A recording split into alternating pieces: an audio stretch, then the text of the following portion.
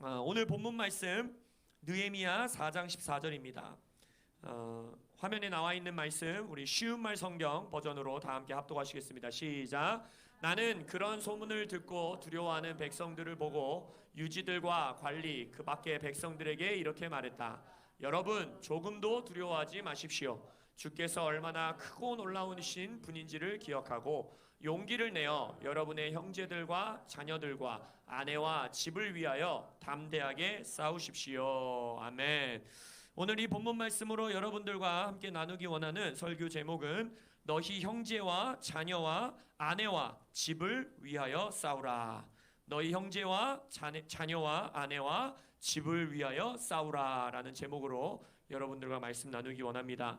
이번 주와 다음 주 2주간 동안에는 우리 지금 진행하고 있었던 에베소서 강해 말씀 시리즈 설교를 잠시 멈추고 우리가 2주간 진행했던 특별 기도회 첫째 주간에는 뭐였습니까? 승천하신 예수를 바라보고 경배하라. 그리고 우리 지난주에서는 아브라함과 이삭의 가정재단을 수축하라. 2주간 나눴던 이 특별 기도의 기간 동안에 주님께서 제게 주셨던 좀 이 공동체를 향한 감동들을 여러분들과 나누는 시간을 갖기 원합니다. 그래서 이번 주는 우리 두 번째 주간에 있었던 지난주였죠. 당장 어제 끝났던 아브라함과 이삭의 가정재단을 수축하라. 기도의 시간 동안에 하나님께서 우리 교회에게 주시는 믿음의 말씀을 좀 함께 나누기 원합니다. 여러분들이 성경 안에서 이스라엘의 역사를 들여다보면 백성들이 타락하고 무너지는 순간들이 종종 나옵니다. 꽤 많이 나오죠. 근데 그 순간마다 항상 성경 말씀 가운데 여러분들이 구약 성경을 잘 읽어보면 그 백성들이 타락하기 전에 거의 100이면 100 동일하게 드러나는 현상이 있어요. 그것이 뭐냐면 예배가 무너집니다. 제사가 무너져요.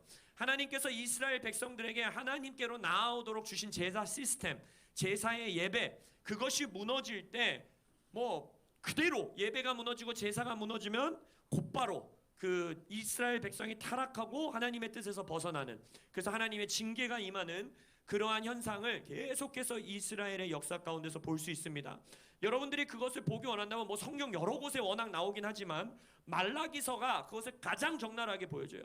하나님께서 이스라엘 백성을 말라기에서 꾸짖는 내용들이 전부 뭐냐면 예배의 삶이 무너진 걸 꾸짖습니다. 너희들의 11조의 삶이 무너졌고 너희들의 제사가 무너졌고 너희들의 제사장들이 예배를 이끌고 제사를 이끌었어야 되는 제사장들이 타락했고, 그러면서 이스라엘 백성들의 예배가 무너지고 하나님의 제사가 무너지는 것을 통해서 말라기에서 하나님의 백성들을 꾸짖는 것들을 볼 수 있어요. 그리고 말라기서뿐만 아니라 여러분들이 구약 성경의 이곳저곳을 보면 이스라엘 백성들의 삶에서 예배가 무너질 때, 제사가 무너질 때 그들의 삶이 타락하고 하나님의 뜻에서 벗어나는 것을 볼 수 있습니다. 그렇기 때문에 제가 여러분들에게 항상 말씀드린 것이 무엇입니까? 우리가 예배를 지키는 게 아닙니다. 예배가 우리를 지키는 겁니다. 마치 우리가 막 열심으로 헌신을 해서 주일 성수해야지, 금요 철야 가야지, 컨퍼런스 있을 때 참석해야지, 집회 있을 때 내가 참석해야지, 마치 내가 뭔가를 하는 것 같이 보이지만, 물론 오해하지 마십시오. 하나님 우리에게 온 힘을 다해 주를 사랑하라 했기 때문에 우리의 헌신과 열심을 드리는 것이 아주 선한 일이고 하나님의 명령입니다. 그러나 그것 이전에 성경에서 뭐라고 합니까? 우리가 아직 죄인 되었을 때, 우리가 주님을 사랑하기 전에 누가 먼저 우리를 사랑했다 그랬어요? 하나님이 우리를 먼저 사랑하셨다 했어요. 결국 무엇이냐? 우리가 예배를 헌신해서 열심 다해 온 힘 다해 지키는 것 이전에 가장 근간, 가장 핵심은 뭐냐? 예배가 우리를 지키는 거예요. 아담과 하와도 하나님을 예배하는, 예배가 뭡니까? 하나님을 인정하는 것 아닙니까? 하나님을 하나님의 자리에 높여드리는 것 아닙니까? 그게 예배잖아요. 아담과 하와의 삶에서도 그게 무너지니까 어떤 역사가 일어나는 거예요? 무너지는 거예요. 타락하게 되는 거예요. 그렇기 때문에 나의 생명, 내 자녀, 내 가정, 내 남편, 내 아내, 이 도시, 이 나라를 지키는 것은 무엇이냐? 예배인 것입니다.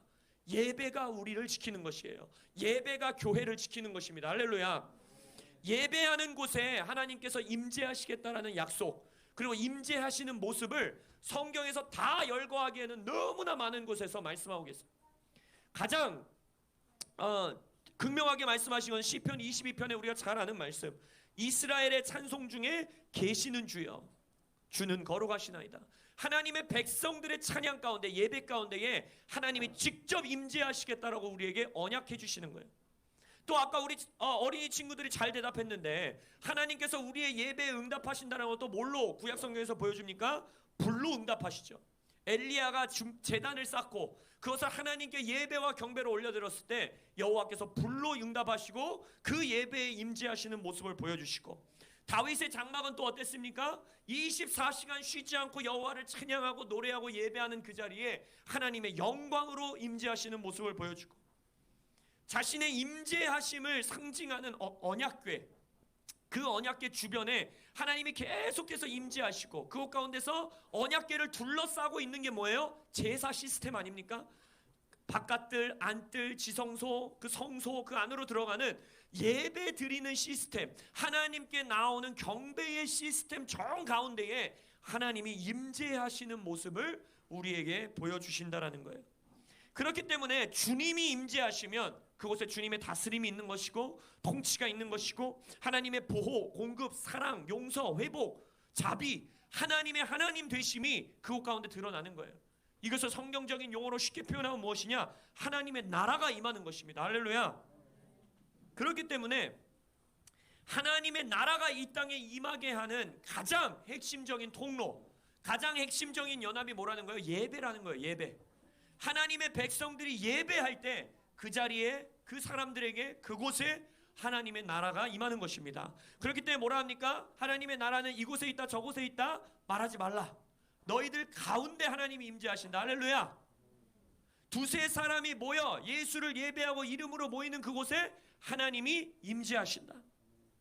예배는 무엇입니까? 하나님을 인정하는 것, 하나님을 내 삶의 왕이시고 주인이십니다 라고 고백하는 것, 이것이 예배예요. 우리가 노래를 하고 찬양을 하는 것도 예배예요. 그거 맞습니다. 그러나 그것의 핵심은 뭐냐? 그럼 예를 들어서 노래 못하는 상황에는 주님을 예배하지 못하냐? 그건 옳지 않잖아요. 저는 찬양과 노래로 주님을 예배하는 것을 매우 중시하는 사람입니다. 왜냐? 마지막 때에 우리 영원토록 올려드릴 계시록의 찬양을 보더라도 악기와 음악과 소리와 커다란 노랫소리가 울려 퍼져요. 그렇기 때문에 이 땅에서부터 노래와 찬양으로 주님을 예배하는 것은 훈련이 되어야 되고 우리 삶에 반드시 있어야 되는 문화예요. 그러나 그것이 예배의 정의는 아닙니다. 찬양 소리, 노래 소리가 예배는 아니에요. 예배의 정의는 뭡니까? 우리가 찬양을 통해, 내 삶의 태도를 통해, 우리의 영적인 생활을 통해 뭐예요? 하나님이 하나님이신 것을 인정하는 거예요. 아담이 실패했었던 하나님을 하나님의 자리로 높여드리는 것, 내 삶의 모든 결정의 주인을 하나님의 자리에 두는 것, 그것이 바로 우리의 예배인 것입니다. 이 예배의 정의를 가지고 자칫 우리가 실수할 수 있는 근데 모습이 하나가 뭐냐면, 그래, 예배는 노래가 아니야, 예배는 형식이 아니야, 예배는 이제는 신약 시대에 넘어와서는 어떤 틀이 있는 게 아니야, 그냥 라이프 스타일이야. 매 순간 하나님을 기억하고 매일을 하나님께 올려드리고 내 삶에서 그냥 하나님을 기억하고 임재를 내가 이게 느끼고 하나님과 연합하는 게 예배야. 어떤 특정한 시간과 장소가 중요한 게 아니야 라고 말하는 운동이 최근까지도 있었어요. 뭐 꼭 교회에 가서 예배해야 돼? 그리고 이 코로나 시즌에 그것이 더 극명하게 드러났죠. 꼭 교회를 가야 돼? 뭐 정해진 시간에 가야 돼? 정해진 장소에 가야 돼? 금요일날 예배하면 안 돼? 수요일날 예배하면 안 돼? 아니, 꼭 일주일에 하루 그렇게 시간을 떼야 돼? 매일이 예배 아니야? 우리의 삶의 라이프 스타일을 드리는 게 예배 아니야? 라는 말들로서 소위 말하는 우리의 예배의 형식, 예배의 시스템, 예배의 모습을 중시하지 않는, 아니 더 나아가 경시하는 그러한 운동들이 최근까지도 교회 안에서 있었습니다. 근데 제가 여러분들에게 코람데오는 정확하게 우리의 태도를 이렇게 가지시기를 축원하는 것은, 저는 이 말을 전혀 신뢰하지 않습니다. 그렇게 말하는 자들의 말을 저는 신뢰하지 않아요. 왜 그러느냐? 하나님은 한 번도 형식을 뭐라 하신 적이 없습니다. 하나님은 한 번도 어떠한 사람들에게 그들이 가지고 나오는, 하나님께 가지고 나오는 형식을 뭐라 하신 적이 없어요. 아니, 오히려 구약시대엔 어떻게 하셨어요? 예배의 형식과 시스템을 하나님께서 손수 정해 주셨어요. 그러면서 뭡니까? 경건의 능력이 없는 경건의 모양을 신약 성경에서 꾸짖고 있죠. 근데 여러분들 거기서 오해하시면 안 돼요. 하나님은 거기서 경건의 모양을 꾸짖고 계신 게 아닙니다. 경건의 능력이 빠져있는 경건의 모양을 하나님은 징계하신 거예요. 결국 뭐냐? 포도주 부대가 없이는 포도주를 절대 담을 수 없습니다. 예수님이 말하셨어요. 포도주 부대가 준비되었을 때 그옷 가운데 하나님이 포도주를 부으신다라는 거예요. 이것이 무슨 말이냐? 우리는 우리의 예배의 형식, 전통, 예배의 시스템, 역사적으로 하나님이 우리에게 물려주신, 유산으로 물려주신 이 예배의 형태, 그리고 그 예배의 형태는 전부 그 뿌리들을 보면 다 말씀에서부터 나온 거예요. 그것에 물론 하나님의 핵심, 우리가 하나님을 높여드리고 하나님을 인정하는 그 경건의 능력이 빠지면 문제인 것이지, 우리는 그 경건의 모양과 경건의 형식을 가지고 하나님을 모셔드리는 예배를 반드시 올려드려야 됩니다. 이것이 우리 코람데오의 태도가 되시기를 예수의 이름으로 축원합니다. 왜냐? 제가 이 말씀을 드리는 이유는 이거예요. 성경 곳곳에서 보십시오. 구약 성경에서 보면 하나님이 백성들에게 명령하신 예배 시스템이 있어요. 예배의 틀이 있어요. 예배의 형식이 있어요. 근데 그게 무너지는 순간 11조가 무너지고 레위인들에게 11지파가 먹을 것을 주고 그들의 삶을 책임져줘서 그들이 성직자의 역할을 감당하는 것이 무너지고, 하나님이 주신 제사의 형식이 무너지는 순간 사사기 보십시오. 열왕기 상하 말씀 보십시오. 선지서들 말씀 보십시오. 역대 상하 말씀 보십시오. 사무엘 상하 말씀 보십시오. 언제나 백성들은 타락했어요.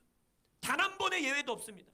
하나님이 주신, 하나님이 허락하신 예배의 시스템, 예배의 형식, 예배의 태도가 무너지는 순간 백성들은 단 한 번도 예외 없이 하나님을 떠나게 됐어요.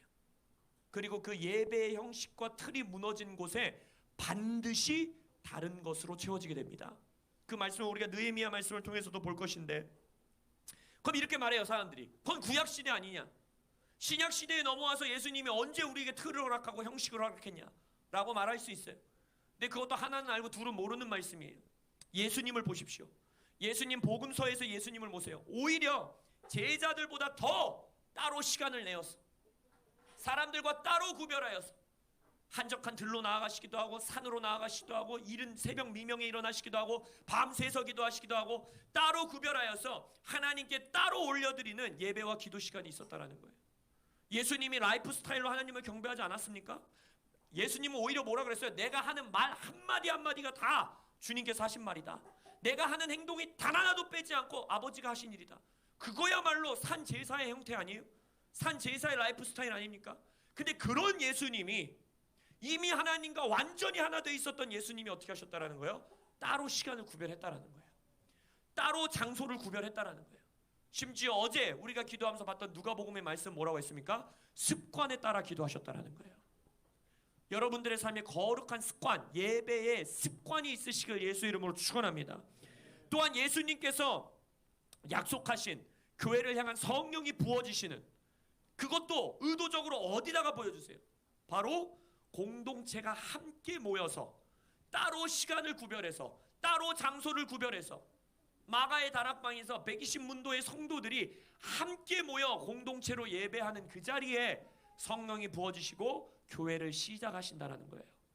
여러분, 우리가 하나님의 뜻에 따라 정해놓은 시간, 장소, 그리고 공동체가 함께 모여 예배하는 것은 반드시 사수해야 하는 것이고, 그 예배가 우리가 사수하는 것이 아니라 그 예배가 우리를 지키는 것입니다.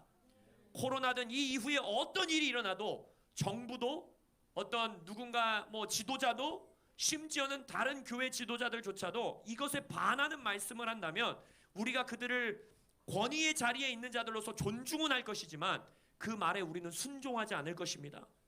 이것은 우리 교회의 모든 성도님들이 태도로 또 마음의 확신으로 가지시기를 예수의 이름으로 축원합니다. 이것은 우리의 생명인 거예요. 공동체의 예배, 따로 구별된 예배, 개인의 삶에서도 시간과 장소를 구별하여 드리는 예배는 우리를 지키는 것입니다. 우리의 생명인 것입니다. 부부와 연인 관계로 생각하면 쉬워요. 만약 내 남편이 아내에게 나는 당신을 24시간 언제나 생각해, 나의 마음에는 당신밖에 없어, 나는 라이프 스타일로 당신을 사랑해 이러는데, 생일날 그래서 난 아무것도 안 해줘도 돼, 우리 기념일날 뭘 따로 식사를 해야 돼, 우리 그냥 매일 저녁 식사하는 게 매일매일의 사랑의 식사 아니야? 왜 우리가 그런 걸 따로 해야 돼? 그거는 전통적인 거야, 그거 다 세상이 만들어낸 그 상술이야, 이렇게 말하면 어떻게 하실 거예요? 남편분 박수 좀 쳐봐주시죠. 틀린 거예요. 그건 아니에요. 왜 그런지 아세요? 아까 말씀드렸듯이 그건 마음이 없는 거예요. 그건 마음이 없는 거예요. 진짜 매일매일이 특별한 날이라면, 그게 말이 진짜라면 소위 말하는 특별한 날은 더 특별하게 하고 싶지 않겠어요? 그게 사랑 아닙니까? 그게 태도 아닙니까? 물론 서로 간에 확신과 신뢰 가운데 막 이번 올해는 진짜 우리가 재정으로 너무 힘들어, 우리가 시간이 없어, 그거는 서로 타협하고 서로 마음을 할 수 있는 것이지만, 그러나 마음을 표현하고 사랑을 표현하는 것은 매일매일의 삶에 있지만 그 순간순간 두 사람이 약속하고 언약한 그 순간들에는 우리가 특별한 시간을 함께 보내는 것이 사랑이에요. 인간의 사랑도 이러한데, 우리가 감히 어떻게 하나님이 정하신 절기, 하나님이 우리에게 약속하신 것, 하나님이 우리에게 허락하신 라이프 스타일, 그것을 감히 우리가 이래라 저래라 치부할 수는 없다라는 것입니다. 우리는 성경에 나와 있는 예배, 공동체의 예배, 각자의 자리에서 드리는, 따로 구별되어 드리는 예배를 생명으로 사수할 것입니다. 할렐루야. 그것을 위해서 오늘 우리가 또 이제 나중에 우리가 이 에베소서 강해가 끝나면 느헤미야 이런 성벽 건축, 성전 건축, 재건, 이것에 대해서 여러분들과 또 강해의 말씀을 나눌 수 있는 시간이 있으면 너무 좋을 것 같은데, 우리가 느헤미야의 말씀을 통해서 이곳저곳 몇 구절을 통해 좀 우리가 보기 원하는 것들이 있어요. 느헤미야 13장 5절에 개역개정 성경에서 이렇게 말하고 있습니다. 도비야를 위하여, 이 도비야가 누구냐면요, 도비야 아시는 분, 이름이 특이하죠. 도비야. 이 도비야는 누구냐면 느헤미야가 백성들과 함께 성벽을 재건하려고 하는 것을 아주 온 힘을 다해 방해하고 막 위협하고 공격했었던 원수입니다. 원수. 근데 뭐라고 하는지 보세요. 도비야를 위하여 한 큰 방을 만들었으니, 느헤미야가 성벽을 다 재건하고 나서 잠시 자신의 왕에게로 돌아갔어요. 근데 다시 예루살렘으로 돌아와서, 이스라엘로 돌아와서 보니까, 아니 그 성벽 안에 도비야, 우리의 원수를 위한 스위트룸이 만들어져 있는 거예요. 이게 뭔 일인가? 본 거예요. 도비야를 위하여 한 큰 방을 만들었으니, 그 방은 원래, 이 방이 원래 어떤 목적이었냐면, 그 스위트룸을 도비야에게 빼줬는데 그 방의 목적이 원래 뭐였냐? 소재물과 유향과 그릇과 또 레위 사람들과 노래하는 자들과 문지기들에게 11조로 주는 곡물과 새 포도주와 기름과 또 제사장들에게 주는 거제물을 두는 곳이더라 라고 말해요. 이게 무슨 말이냐? 하나님이 백성들에게 명령하신 제사, 하나님이 명령하신 예배의 형식이 무너져 버립니다. 지금도 똑같은 모습이 나타나는 거예요. 하나님께 소제물로 드려야 되는 것, 거제물로 드려야 되는 것, 하나님이 명령하신 대로 레위인들을 돌봐야 되는 것, 이 시스템이 정말 얼마 되지도 않았는데 이제 성벽 재건해서 막 가는데 또 무너져 버린 거예요. 그리고 그 뒷장에 가면 레위인들의 삶을 아무도 책임져 주지 않으니까 레위인들이 밭에 일을 하러 가요. 하나님이 명령하신 예배자의 자리를 벗어나요. 왜요? 먹고 사는 문제가 해결되지 않으니까. 이 말씀은 무엇이냐는데, 그 자리를 지금 누가 차지했습니까? 도비야가 차지했다는 거예요. 도비야. 지금 이것은 하나님께서 우리에게 영적인 경고를 주시는 거예요. 무슨 말이냐? 예배가 빠져버린 자리, 원래 예배의 자리여야 되는 자리인데 예배가 무너져버린 자리에는 반드시 그 공간은 원수가 가만히 두지 않습니다. 반드시 원수가 그 자리를 메꿉니다. 우리 자녀들의 삶에 소위 말하는 예배의 문화, 예배의 시스템, 예배의 습관, 예배로만 채워져야 되는 영원한 공간이 있어요. 우리 인간들에게는. 근데 만약 그 예배가, 그 자리가 예배로, 기도로, 하나님과의 친밀함으로, 하나님의 임재로 채워지지 않으면 그 공간은 반드시 우리는 다른 것으로 채운다라는 거예요. 근데 그 공간이 누가 채우게 되느냐? 원수가 채운다라는 거예요. 만약 우리 자녀들의 삶에, 제가 말했죠, 10대 때 그 습관이 들어야 돼요. 만약 저들이, 우리가 소위 말하는 예배의 문화, 예배의 시스템, 예배의 형식, 그 안에서 하나님을 경배하고 예배하는 그 자리가 무너져 버리면요, 생각해 보세요. 그 자리는 귀신이 채운다라는 거예요. 사탄이 채운다라는 거예요. 우리의 원수가 채운다라는 거예요. 이것을 우리가 생각한다면 부모로서, 청년들 또한 마찬가지예요. 여러분들의 삶에 예배가 무너져 버리면, 귀신이 그 자리를 차지한다고 생각한다면, 다시 한번 말씀드리지만 예배가 우리를 지키는 겁니다. 이건 목숨 걸고 우리가 씨름해야 되는 문제예요. 아까 말씀드렸잖아요. 그래서 주일 예배도 성소하지 않고 가나안 성도가 되고 기도회도 나가지 않으면서 나는 그냥 라이프 스타일로 주님을 예배해, 나는 매 순간 하나님을 기억해, 그래서 제가 신뢰하지 않는 거예요. 그 자리에 반드시 지금 무언가가 다른 것이 자리 잡고 있다는 거예요. 전 그 말을 신뢰하지 않아요.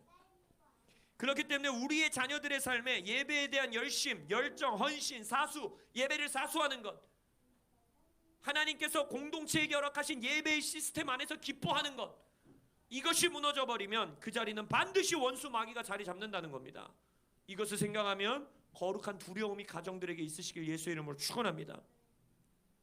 자, 그렇다면 우리가 우리의 자녀들의 삶에 또 우리 개인의 인생에 무엇으로 이 예배를 지켜낼 것인가? 느헤미야의 가장 중요한 핵심 주제가 뭡니까? 성벽을 재건하는 거죠. 성벽. 예루살렘 성벽을 재건합니다. 근데 느헤미야의 이름의 뜻이 뭔지 아세요, 여러분? 느헤미야라는 이름의 뜻.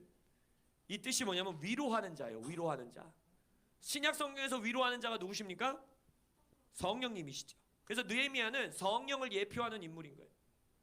성령님께서 우리의 삶에 성벽을 세우기 원하신다는 겁니다. 우리의 삶에, 우리의 마음에 성전을 지키는 성벽을 짓기 원하신다는 거예요.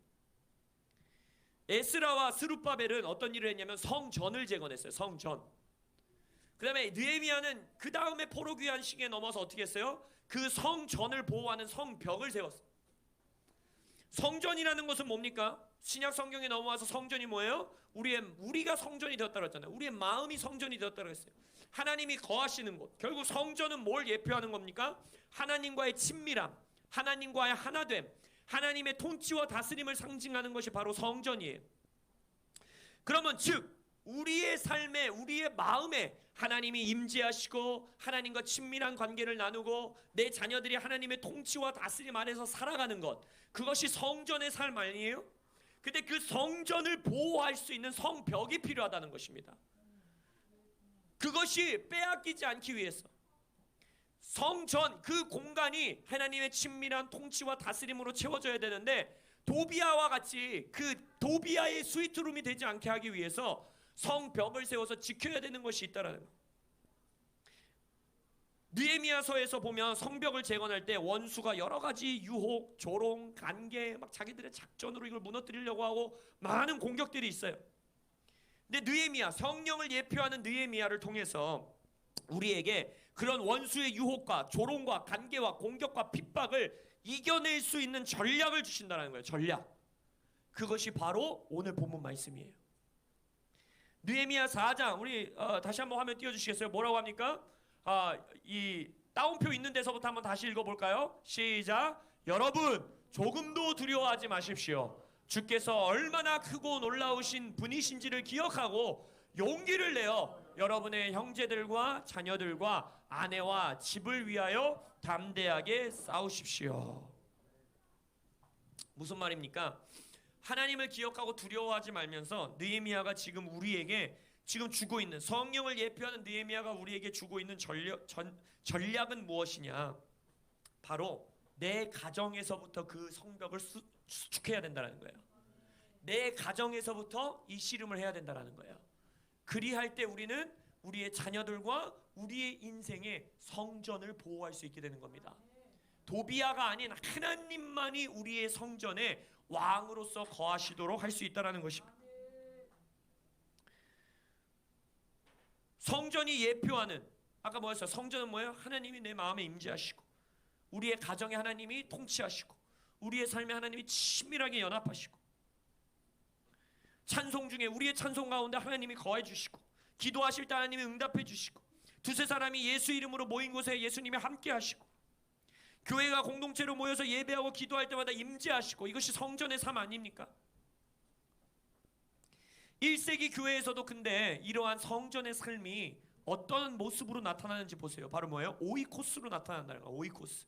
바로 뭐예요? 가정교회들로서 그 모습들이 드러나는 걸 신약 성경에서도 끊임없이 우리에게 보여주신다는 겁니다.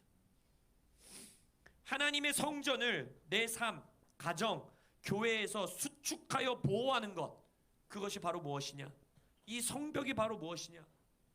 우리의 예배, 하나님이 주신 시스템, 우리의 찬양, 기도, 말씀, 하나님이 우리에게 주신 예배의 형태라는 거예요. 이것이 우리의 포도주 부대인 것이고 우리의 성벽인 것입니다. 근데 느헤미야는 그것을 어디서부터 시작하라고 명령하고 있습니까? 너의 가정에서부터 시작하라는 거예요. 이거는 영적인 전략일 뿐만 아니라 실은 느헤미야는 인간의 본성을 알고 있는 거예요. 우리에게 지금 당장 대한민국을 위해 너의 목숨을 바쳐라 했을 때 우리 자녀들은 다 그러한 삶을 사시길 예수 이름으로 축원합니다. 그러나 그게 바로 너무나 쉽게 튀어나오는 사람들이 있으세요? 예를 들어 우리나라에 너무나 중요한 일이 생겨서 지금 예비군 뭐 민방위 할 거 없이 다 나가야 됩니다 했을 때 국가를 위해 나가자 이러고서 온 동네 사람들이 다 사방에서 팔방에서 뛰어나옵니까? 그렇지 않죠. 근데 만약 윤성 형제에게 누가 전화를 해갖고 지금 당신의 아내 한빛자매가 좀 위험에 처했어요 오세요. 그럼 어떻게 해요? 어떻게 하실 거예요? 잘 대답하세요. 뛰어나가겠죠. 누가 뭐라고 한다고 그거 하겠어요? 바로 뛰어나가지 않겠습니까? 아빠가 내 딸이 내 아들이 위험에 처했다 뭐 만사 제쳐놓고 나아가실 거 아니에요? 느헤미야는 그걸 알았던 거예요. 인간의 본성을 알았던 거예요. 뭐라는 겁니까? 너의 가정에서부터 시작해야 이스라엘 백성도 품을 수 있다는 거예요. 너의 자녀들, 너의 형제들, 너의 아내, 너의 집 거기서부터 너의 예배가 수축되고 성벽이 수축될 때 결국 너희들의 마음은 하나님의 나라까지 나아갈 것이라는 것을 느헤미야는 알고 있었던 거예요.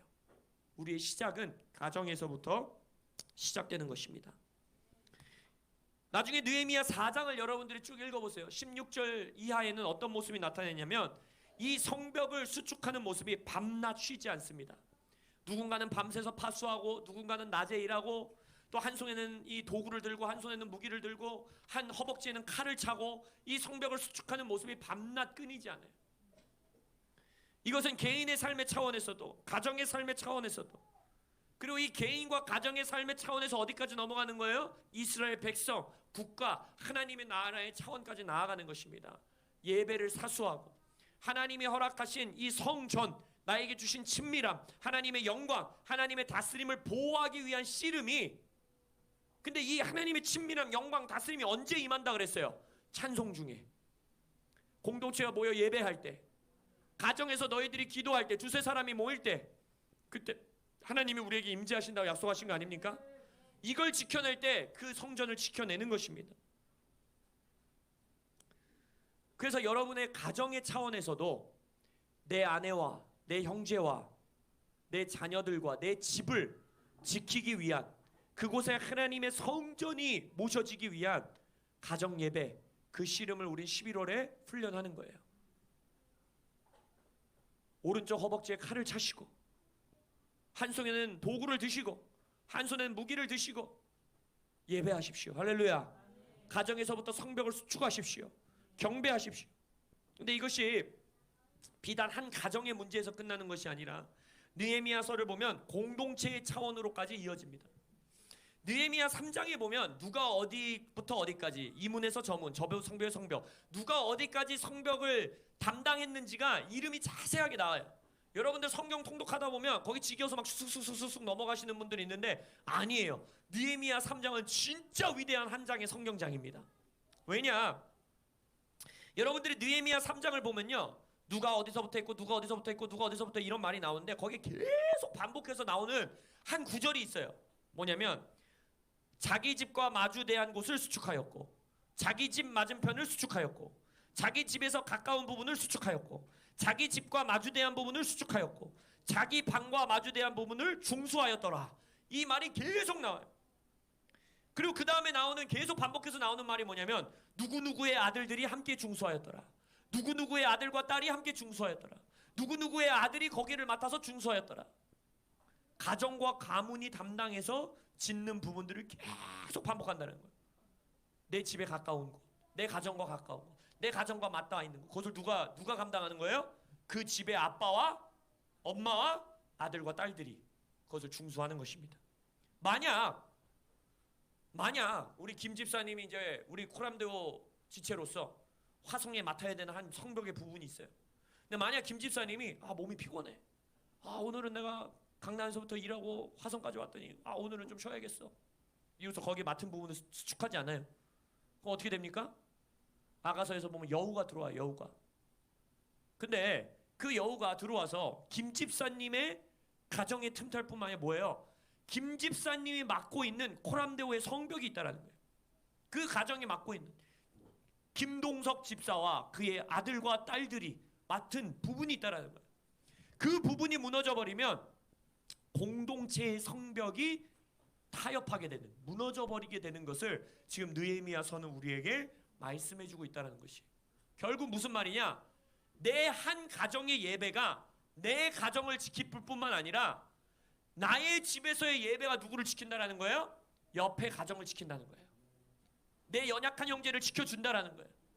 밤에는 파수하고 낮에는 일하는 그룹이 따로 있었던 것처럼 각자의 역할대로 각자의 가정에서 세워 올라가는 가정재단이, 예배가 내 옆에 있는 집사님, 내 옆에 있는 청년, 내 옆에 있는 장로님, 내 옆에 있는 권사님의 가정을 지켜준다라는 것입니다. 공동체적일 뿐만 아니라 세대와 세대를 잇는 것도 기억하셔야 돼요. 기억나세요? 왕나비, 모나크 나비 기억나세요? 만약 한 나비 세대가 다 계획해가지고 야이씨 우리 왜 맨날 이렇게 날개 타고 날아가야 돼? 이거 못 해먹겠다. 야 우리 400km 가야 되는 거 안돼 우리 그냥 200km만 가고 여기서 쉬어 라고 말하면 어떻게 되는 거예요? 4세대 5세대 때 캐나다에 가야 되는데 못 가는 거예요. 성벽 숙지도 똑같습니다. 여러분이 여러분의 이 영원이라는 타임 테이블 안에 이 땅에서의 80년, 이 땅에서의 100년, 이 땅에서의 70년, 이 땅에서의 90년, 이 인생 가운데 여러분들이 쌓아야 되는 예배의 성벽이 있다라는 거예요. 여러분들이 수축해줘야 되는 가정의 재단들이 있다라는 거예요. 만약 이것을 내가 완수하지 않는다면 나의 뒷세대에게 그 짐을 맡기게 되는 거예요. 히스기야의 시대를 보십시오.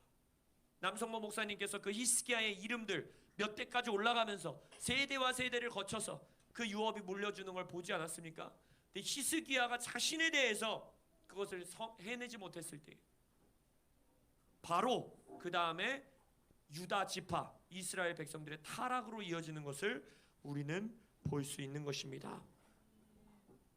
결국 예배는 나의 목숨이고, 예배는 내 자녀들의 목숨이고, 예배는 내 아내의 목숨이고, 내 남편의 목숨이고, 우리 교회의 목숨이고, 더 나아가 우리 이후에 올 다음 세대들의 목숨인 것입니다. 하나님이 이 거룩한 임무를 우리에게 맡기신 거예요. 여러분, 예배가 빈 곳, 예배가 채웠어야 하는 곳은 원수가 장악합니다. 그래서 우리의 영적 전쟁은 원수를 꾸짖고 원수에 막 대적하는 것도 너무나 중요한 것이지만 가장 강력한 영적 전쟁이 그래서 결국 무엇인 것이냐? 예배하는 것이에요. worship, 예배, 경배, 이것이 가장 강력한 영적 전쟁입니다. 왜냐? 원수가 그곳에 올 수가 없는 거예요. 그래서 남성모 목사님 말했잖아요. 우리 선교사들의 가장 중요한 목적이 뭐냐? 복음 전도, 영혼 구원 당연히 중요하죠. 선교를 위해서 나간 것이잖아요. 근데 남성모 목사님 뭐라 그랬어요? 선교사님들은 예배가 없는 땅에 가서 뭘 하는 거다? 예배를 올려드리는 거예요. 그것이 선교사의 사명이고 그것이 송도 땅의 사명이에요. 여러분들의 사명인 거예요. 이 송도 땅에 우리가 감당해야 되는 예배의 성벽이 있다는 것입니다. 우리가 채워야 되고 중수해야 하는 예배와 기도, 우리 다음 세대들이 중수해야 되는 내 아들과 딸들, 내 아내, 내 남편이 중수해야 되는 예배의 성벽이 있다는 거예요. 그것을 실패할 때에 이 송도 땅에 예배가 채워야 되는 부분을 도비아가 채우게 되는 겁니다.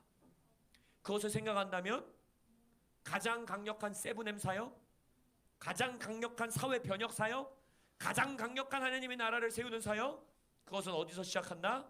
예배에서 시작하는 겁니다. 그래서 제가 어제도 말씀드렸죠. 주일 예배, 오늘도 아이들 우리 너무 잘했어요. 주일 예배, 아이들과 함께 이렇게 찬양하고 예배하는 것, 이것이 여러분들 비단 그냥 한 번에 얘네들 찬양 조금이라도 더하게 하려고 그 정도 씨름이 아닌 거예요. 여러분들은 지금 이 자녀들과 함께 하나님 나라를 이 땅에 세우는 씨름을 하시는 겁니다. 이 믿음을 가지시고 매주 주일, 또 앞으로 11월 한 달 매일매일 집에서 아이들과 또 각자 예배하시고 경배하시는 여러분들 되시길 예수의 이름으로 축원합니다. 여러분들 집 맞은편 그 성벽을 반드시 중수하시는 우리 모든 코람데오 한 사람 한 사람 성도님들, 가정들 되시길 예수의 이름으로 축원합니다. 아멘. 기도하시겠습니다.